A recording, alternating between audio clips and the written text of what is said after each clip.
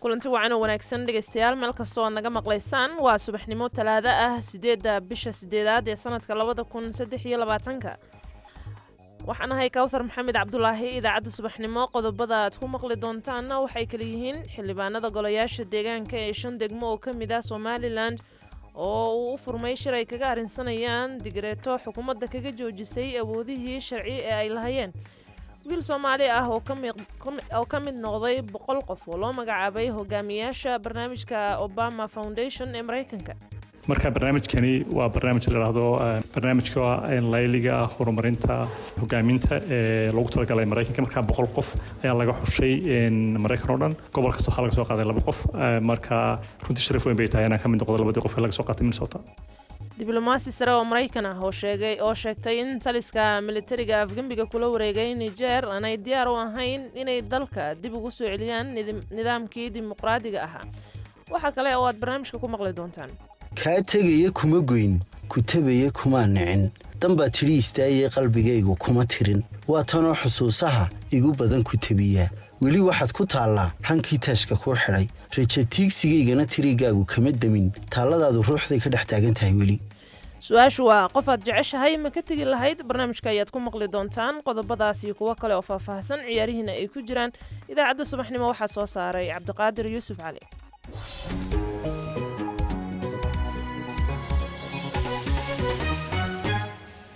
marka hore se dhegeystayaal ku soo dhawaada wararka caalamka ee BBC-da waxaana u diyaar ah Cabdiraxmaan Cali Dhimbil mahadsanid Kawthar kusimaha xogayaha arrimaha dibadda ee Mareykanka Victoria Nuland ayaa sheegtay inay wada hadal adag oo aanay waxba ula hadhin ay la yeelatay taliska militariga ee Niger waxay sheegtay in hogaamiyayaashii Afgambiga sameeyay aysan weli ogolayn in dib loo soo celiyo nidaamkii dimuqraadiga ahaa isla markaana aanay ogolaanin inay la kulanto madaxweynihii xilka laga tuuray ee Mohamed Bazoum dowladda Talyaaniga ayaa ansixisay 40% cashuurtii sareysay ee laga qaadi jiray bangiyada loo leexin doono meel kale ra'iisul wasaare ku-xigeenka dalkaas Matteo Salvini ayaa sheegay in lacagtaas oo gaadhaysay ilaa $2 bilyan ay aadi doonto dadka markoodii u horeysay guri iibsanaya ama deyn guri oo culus ku go'an tahay si ay inuu wax uga tarto noloshooda garsoorayaasha maxkamadda caalamiga ah ayaa amar ku bixiyeen la joojiyo dacwadii Felician Kabuga oo ka mid ahaa adeegsanayaasha ugu waaweyn ee loo haystay xasuuqii ka dhacay Rwanda Mr Kabuga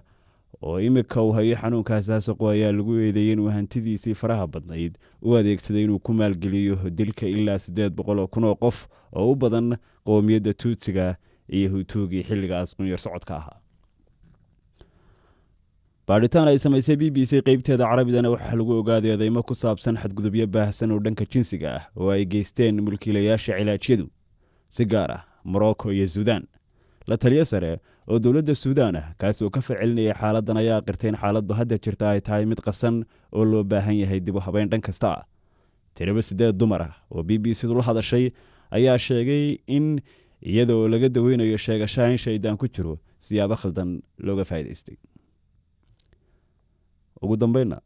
dabdamiska ayaa la tacaalaya dab ka kacay dalka Portugal xilli shalay ay ahayd markii dalkaasi diiwaan geliyay heerkulkiisii ugu kululaa sanadkan taliyayaasha difaaca madaniga iyo hay'adaha dabdamiska ayaa isha ku hayay xaaladda cimilada isbedelaysa ee koonfurta xilli la saadaalinayo dabaylo hor leh dabaylahaas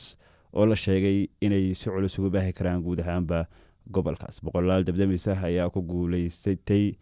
ku guuldaraystay inay joojiyaan dab ka bilowday sabtidii inuu ku fido dhulka buuraleyda ee lagu magacaabo Algarve oo ah gobolka ugu weyn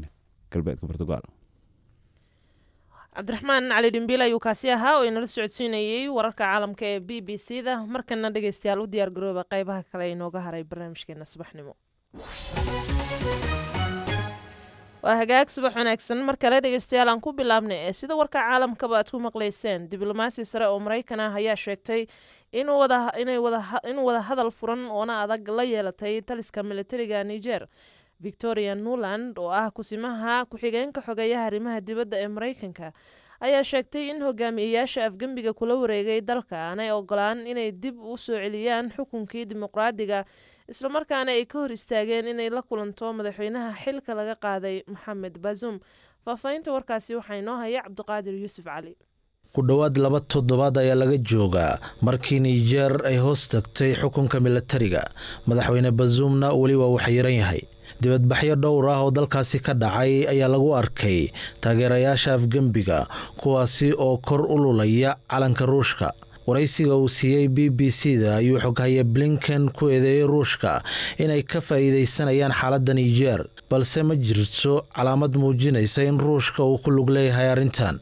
Blinken ayaa waxa uu ka digay in haddii kooxda calooshood u shaqaystayaasha ee Wagner ee Ruushka loo diro Niger ay jiri doonaan sare u kac ku yimaada dhimashada, burburka, dhigmirashada iyo amni darrada Niger. dhanka kale ku-xigeenka xoghayaha arrimaha dibadda ee Mareykanka Victoria Nuland ayaa sheegtay inay la kulantay hogaamiyaasha Afgembiga militariga ee Niger oo ay wada hadal adag kooxda kula yeelatay magaalada Niamey ee caasimadda dalkaas. Nuland oo hadalkeeda sii wadata ayaa sheegtay in golaha militariga ay diideen inay la kulanto madaxweynaha xilka laga tuuray ee Mohamed Bazoum oo wali u xiran hogaamiyaasha Afgembiga sameeyay. waxay sheegtay in hogaamiyaasha Afgembiga Niger ay fahmeen khatarta ka dhalan karta inay la shaqeeyaan kooxda calooshood u shaqaystayaasha ee Ruushka, kuwaasi oo hadda howlgal ka wada dalalka dariska ah ee Mali iyo Burkina Faso. toddobaadkii hore hogaamiyaasha Afgembiga militariga ee Niger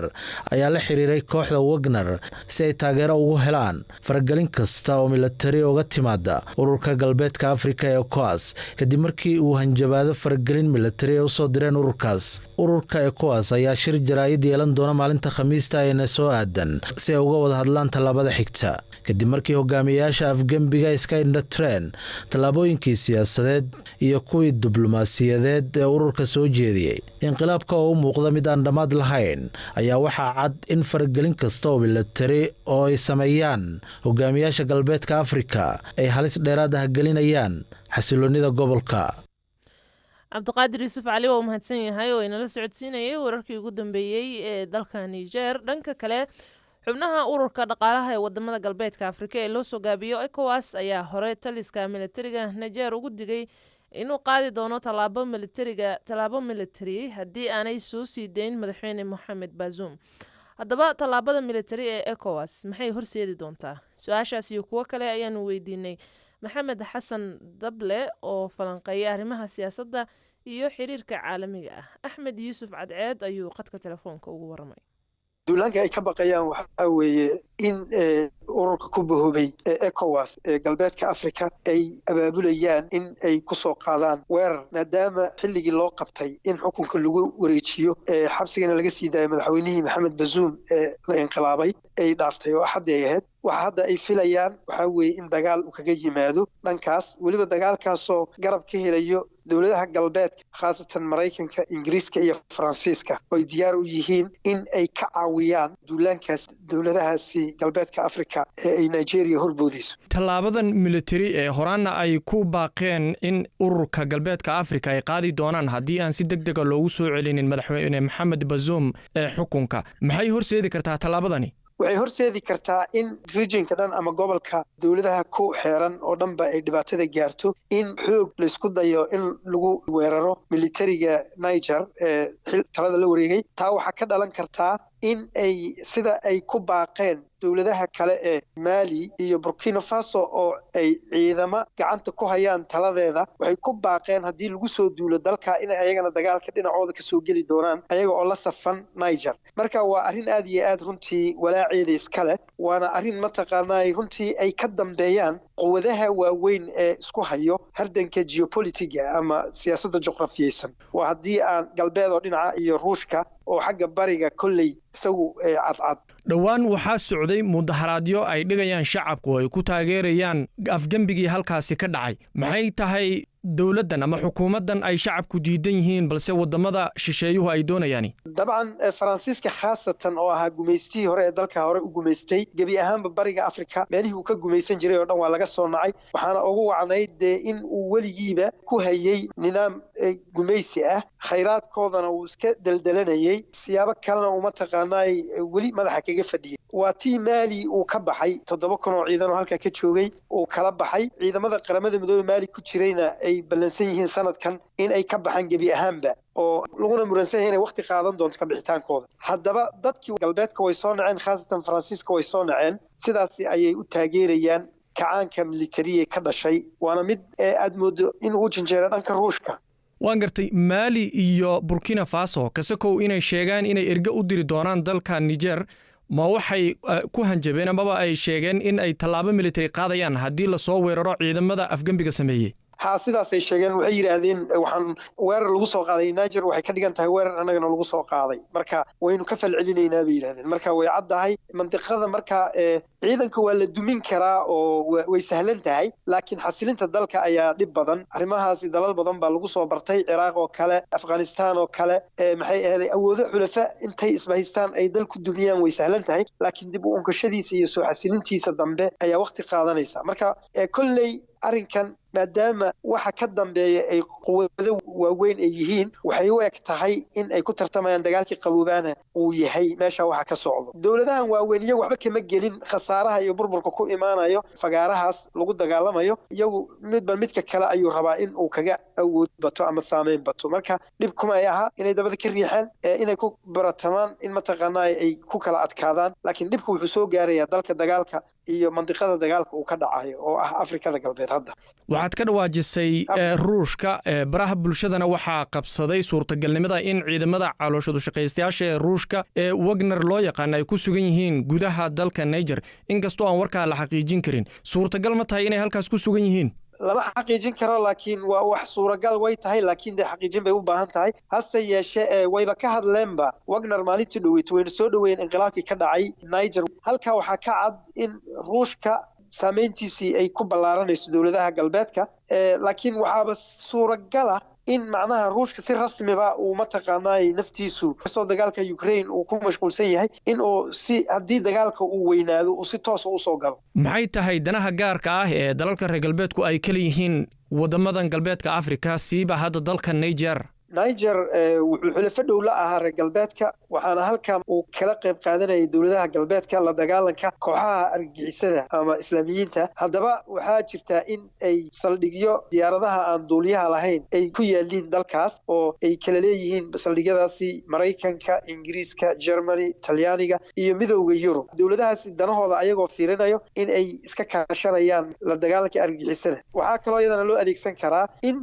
fiditaanka iyo saameynta Ruushka iyo Shiinaha ay tahay mid halka difaaca laga sii horgelay kaasi waxa uu ahaa Maxamed Xasan Dable oo falanqeeya arrimaha siyaasadda iyo xiriirka caalamiga ah oo Axmed Yuusuf Cadceed uga waramayay tallaabada military ee ay ECOWAS qaadi doonto amaba ay qaadi karto ee ku aadan Niger markana xildhibaanada golayaasha deegaanka ee 5 degmo oo kamid ah jamhuuriyadda goonistaageeda ku dhawaaqday ee Somaliland ayaa waxaa u furmay shir ay kaga arrinsanayaan digreeto xukuumaddu kaga joojisay awoodihii sharci ee ay lahaayeen oo ay ka mid tahay in ay yeelan karaan fadhiyo gaar ah xildhibaanada oo qaar ka mid ah nala hadlay ayaa sheegay in gebi ahaan meesha laga saaray awoodihii sharcigu siiyey taasoo ay ku sheegeen inay ka dhigtay kuwo aan qabsan karin xilkii loo doortay wariyaha BBC ee magaalada Hargeysa Sidiiq Maxamed Burmad ayaa xog faahfaahsan inaga siinaya waxa ay xildhibaanadani tabanayaan iyo awoodaha ay sheegeen in laga qaaday kawsaray xildhibaanadu waxay ka kala yimaadeen siday sheegeen 5 gole deegaan oo golayaasha deegaanka ee Soomaaliland ka mid ah oo kala ah golayaasha deegaanka ee Hargeysa Berbera Boorama Burco iyo Gabiley marka xildhibaanada golayaasha deegaanka ee degmooyinka aynu sheegnay kuma wada dhamaynay qaarkood ayaa joogay oo goobta ka muuqday faahfaahin kulankooda kamay bixin warbaahintana may siinin laakiin waxay sheegeen in kulan 2 toddobaad ah uu u soconayo laakiin mar aan qaar ka mid ah gaar ula hadlay waxa ay sheegeen in ujeedadoodu ay tahay in ay ka tashadaan qaraar ay wasaaradda arrimaha guduhu hore u soo saartay kaasi oo ay ka cabanayaan oo ay sheegayaan in uu awoodihoogii shaqo uu meesha uu ka saaray taasina caqabad ku tahay inay mas'uuliyadihii loo doortay ay si fiican u gutaan marka maxay yihiin awoodaha sharci ee ay leeyihiin waa naga maqan yihiin sideese ayay awoodahaas kaga maqan yihiin waxay sheegeen kawsaray in qoraal ay wasaaradda arrimaha guduhu ay soo saartay sanadkii 2021 ay arrintani ay ka dhalatay muddadaas oo dhan ay haysatay waxaana qoraalkaasi uu sheegayay in aanay xildhibaanadu aanay yeelan karin fadhiyo aan caadi ahayn oo ay arrimaha shaqo iyo mas'uuliyadaha saaran ay kaga tashanayaan marka waxay sheegeen intaasi ay meesha ka saartay in ay tallaabooyin qaadi karaan in ay maayaradii la doortay ee iyagu ay doorteen ay la xisaabtami karaan taladiina ay ku soo ururtay maayarka waxaana ay sheegayaan in marka muhiimadii loo doortay iyo xilkii ay hayeenba meeshii uu ka baxay dadkii ay matalayeenna aanay hawshii u qaban karin sidoo kalena aanay noqon karin awood la xisaabtan oo maayaradii la xisaabtanta maadaama awooddoodii meeshaasi uu amarka wasaaradda arrimaha guduhu ay soo saartay uu maaragtay fadhiyadii iyo tashigii iyo go'aamadii ay qaadan lahaayeen uu meesha uu ka saaray marka awoodahaas sharci haddii ay kulmaan ma kulan ay iyagu kulmeen ayay ku helayaan miyay xukuumadda dhexese kala hadlaan wixii ay xaq u leeyihiin isku dayo hore oo ay sameeyeenba kawsaray wuu jiray muddo sii horreysay oo waxa ay golaha deegaanka gabilay xildhibaano ka mid ay maxkamadda u gudbiyeen dacwad ay ka qabaan qaraarkaasi ama go-aankaasi lagu hakiyey fadhiyadooda aan caadiga ahayn inkasta oo maxkamaddu markii dambe ay ka diiday dacwaddii ay usoo gudbiyeen iyadoo ku sababaysay in kiiska ay wadaan aanu ahayn mid degmo gaara khuseeye ee uu yahay mid u yaala golayaasha deegaanka oo dhan iyaguna aanay si gaara u mateli karin deedna kadibna kiiskoogii saas lagu laalay waxaanay ahayd 24 Noofembar ee sanadkii 2021 bay ahayd markii dacwadaasi laga laalay marka tabashooyinka in badan way jireen oo way soo noqnoqonayeen balse haatan laftigeeda kulanka waxay ugu sheegeen ujeedada ay ku leeyihiin in ay horta bal si wada jira ay isu dareensiiyaan tala guudna ay ka yeeshaan waxa sidoo kale ay sheegeen inay filayaan inay la kulmo ama uu yimaado wasiirka arrimaha guduhu iyagoo isku dhan taana ay ka rajo qabaan kulankaasi iyagoo isku duuban inay wax uga soo baxaan wixii ay tabanayeen lagu xaliyo sideeq maxamed burmad wariyaha BBC da ee magaalada Hargeysa waa u mahadsan yahay weli halka aad nagala socotaan waa laanta af Soomaaliga ee BBC da idaacadda subaxnimo ayaadna dhageysanaysaan BBC waxaad ka heli kartaa wararkii ugu dambeeyay ee Soomaaliya iyo caalamka oo dhan maalin walba waa hagaag ciyaarihii iyo qodobo kale inoo soo socda balse markan intii uusan xilka banayn madaxweynihii hore ee Mareykanka Barack Obama ayaa waxa uu abuuray mashaariic horumarineed oo u badan barnaamijyo hogaamineed sida Obama Foundation waxaa sanadkan la doortay 100 qof oo ka kala yimid gobolada Mareykanka kuwaas oo loo soo xushay hogaaminta barnaamijkaas waxaana ka mid noqday Cabdiraxmaan Muuse oo ka mid ah labada qof ee laga soo xushay gobolka Minnesota Siyaad Saciid Saalax ayuu uga waramay waxa barnaamijkani yahay walaal Siyaad oo maasantay walaal barnaamijkani waa barnaamij carbin ama laylin hogaamineed oo uu madax ka yahay madaxweynihii hore Obama xarun uu leeyahay oo loo yiraahdo Obama Foundation oo loogu talagalay dadka saameynta ku leh bulshada dhinac kasta haataba ama xagga siyaasadda horumarka dhaqaalaha in la siiyo layli hogaamineed oo ah mid aad u tayo sare ah oo madaxweyne Obama uu arrintaas ka saaray waa gartay layligu muxuu noqonayaa ma mid tababaraad qaadanaysaanba oo heer sare ah qaabkee ayaa loo wajahayaa layligan runtii waa tababaro istaba jooga oo runtii aad heer sareeya oo laga shaqeeyey waana barnaamijkan wuxuu qayb ka ahaa barnaamij hogaamineed oo xarunta Obama ay samaysay tii ugu horreysay waxay ahayd mid la yiraahdo hogaamiyaasha Afrika mid loogu talagalay hogaamiyaasha Yurub mid loogu talagalay hogaamiyaasha Asia markii afraad marka waxa sanadkan uu bilaabay xarunta hogaaminta ee Obama waxay bilowday in ay samayso barnaamij u gaara Mareykanka marka barnaamijkani waa barnaamij la yiraahdo barnaamijka layliga horumarinta hogaaminta ee loogu talagalay Mareykanka marka 100 qof ayaa laga xushay Mareykan oo dhan gobol kasta waxa laga soo qaaday 2 qof marka runtii sharaf weyn bay tahay inaan ka mid noqdo labadii qof ee laga soo qaatay Minnesota waa gartay adiga Cabdiraxmaan Muuse ahaan maxaad is oran kartaa waa lagu xushay oo aad 100 qof aad uga mid noqotay aniga lafteeda waxay igu noqotay maxay ahayd filim waa runtii tartanku aad buu badnaa kumanaan qof baa arrintan maxay ahayd quudareynayay oo doonayay marka inaan kumanaan qof ka soo dhex baxo oo noqdo 100 qof ee laga xushay kumanaan kun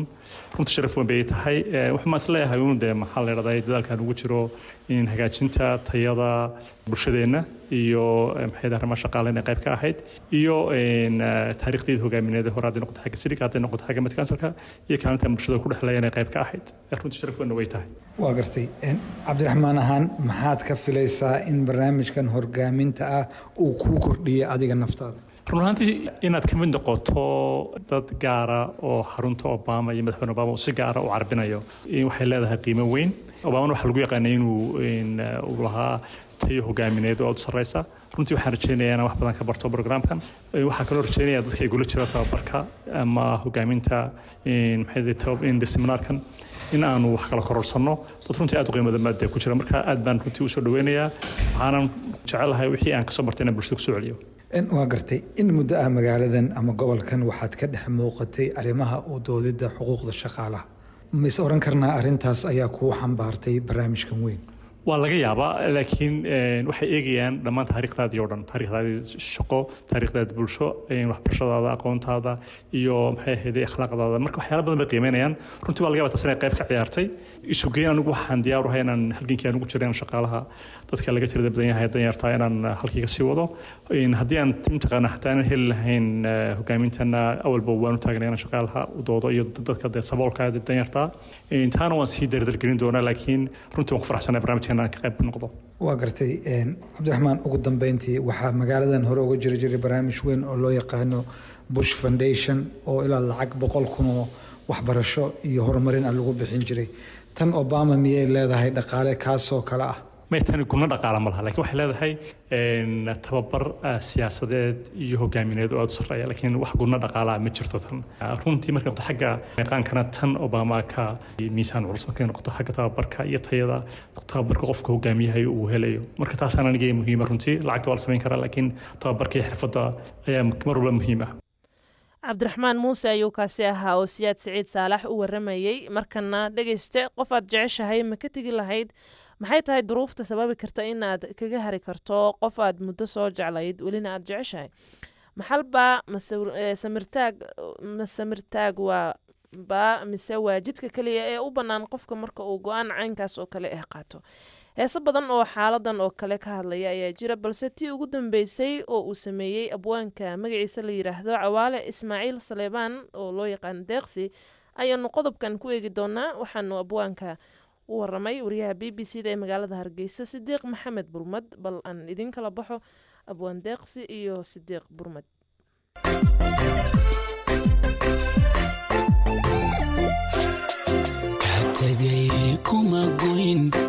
كتبيكم عنعن جنب تريز داي قلبي جيكم ترين كتبيكم عقين كتبيكم عنعن كتاب مقليسين أبوان كيسمي بيلا تشوجا إن أبوان عوالة آد بانكو سلامة يا أبوان بل أنت عارن هستا سي إريدي دي وشيد دي دانا كويدينين بلو حد كورن تهرتو متشرتا هير أما حد وقفك واحد شغالي سوى قفكي شغال بل سي وديب وغلاوان كرو مركي حد كاقادو كرا horta heerarka jacaylka malaha heerka ugu gubsan weeyaan marka qofkii adigu waa jeceshay isagiina ama cid kale u jeceli ama saad u jeceshay kuma jecla dabadeetana la xajacladii waxa ka oranaysa qofku sidoo uu jecel yahay u yeel iyadoo adiga haddana ku daran sidoo jecel yahay baad la jeclaanaysa taadi baad ka tanaasuleysa aduu de malaha siyaasadda waxa la oran jiray urur ku biiraya Soomaa heerkan oo kale waa markaad ururkaaga intaad baabiiso aad urur kale waliba kala ujeedaatiin had ku biiraysa waa tahay maxaa ka mid ah isleedahay kale in qofku uu gaaro go'aan inuu isaga tago qofkii uu jeclaa haddana si jecel yahay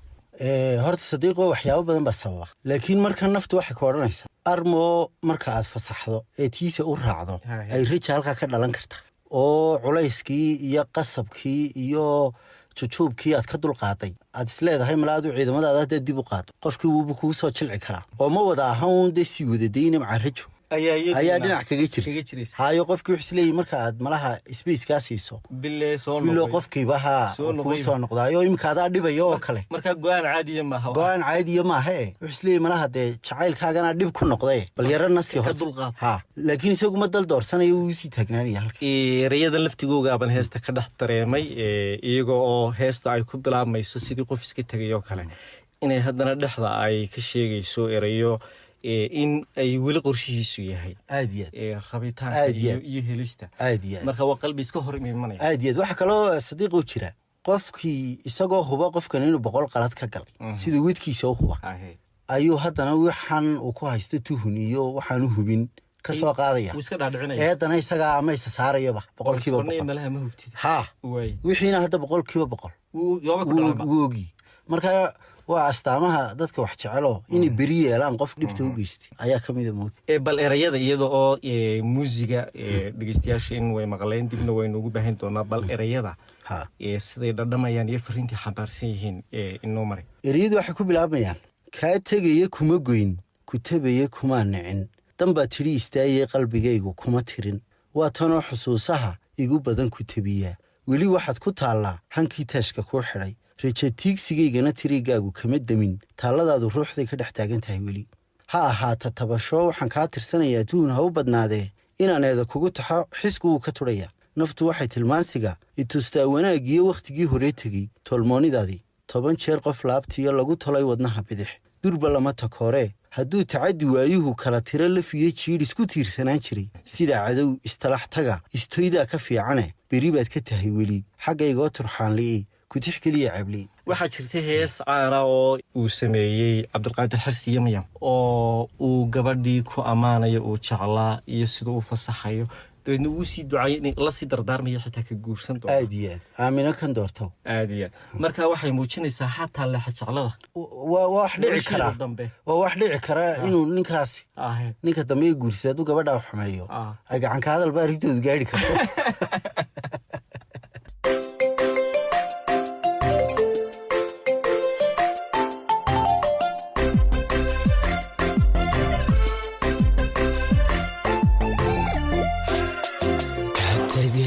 kuma goyn ku tabaye kuma nacin damba tiriisday qalbigaygu kuma tirin ka tagaye kuma goyn ku tabaye kuma nacin damba tiriisday qalbigaygu kuma tirin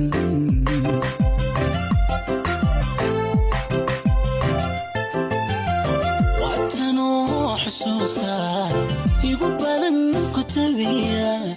wali waxaad ku taalaa hanti taashka ku xidhay rajatiigsigana tirigaagu kama damin waa hagaag waa heestii abwaan cawaale ismaaciil salebaan deeqsi waxaa kasii horeeyey waraysi uu siiyey wariyaha b b c da magaalada hargeysa sidiiq maxamed burmad gabagabadii ayaan soo gaarnay dhegeystayaal markana ciyaarihian eegna ee kooxda Tottenham ayaa diiday dalab ugu yimid Bayern Munich waa dalabkii ugu dambeeyay ay u soo gudbiyeen Harry Kane oo weerarka ugu dheela Tottenham iyo xulka Ingiriiska Bayern Munich ayaa rajaynaysay in ay Tottenham ogolaan doonto heshiiska weeraryahankaasi balse waxaa haatan muuqata inay rajo beeleen oo ay u dhaqaaqi doonaan bartilmaameedyo kale dhanka kale Moses Caicedo ayaanan ka qaybgelin tababarka kooxdiisa Brighton shalay oo isniin ahayd iyadoo ciyaaryahankaasi lala xiriirinayo kooxda Chelsea inuu u dhaqaaqi doono Chelsea ayaa muddooyinkii u dambeeyay doonaysay Moses Caicedo oo 22 sano jir ah qadka dhexena ugu dheela kooxda Ecuador dhegeystayaal intaas ayaan kusoo gabagabaynaynaa guud ahaan idaacaddii subaxnimo Cabdiqaadir Yuusuf Cali uu soo saaray anigoo ah Kawthar Maxamed Cabdullaahina idinla socodsiinayay oo inoo shanta galabnimo inta ka horeysa sidaas iyo nabadgelyo